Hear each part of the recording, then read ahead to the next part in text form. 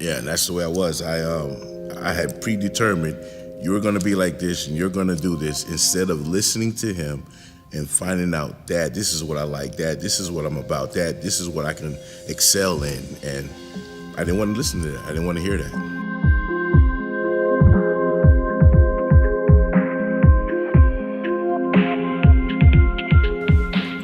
Yeah, man, I always, I'm very athletic. Well, not now, but back then. And I wanted my boys to follow my footsteps in those areas of either going into the military or playing sports and going to college. And my middle son, I really thought he was kind of weak, so I used to try to push him in football and push him in sports.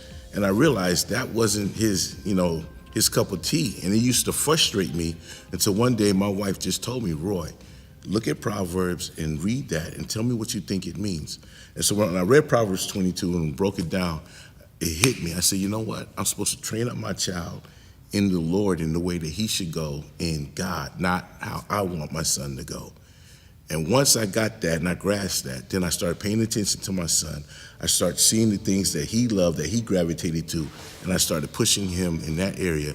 And now he's an artist. He's an athlete. He's into the MMA stuff, and it's just unbelievable.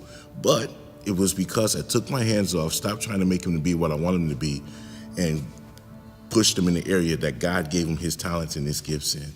And we as dads, we need to really, really, really pay attention to that.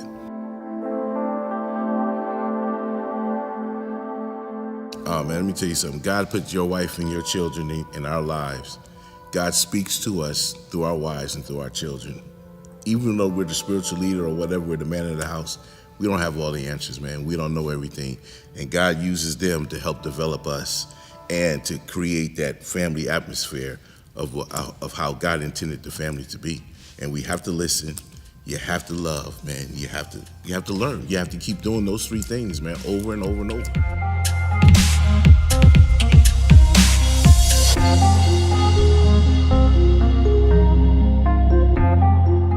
As long as you're living, you got to keep loving, you got to keep learning, you got to keep listening with the intent to hear and do something about it.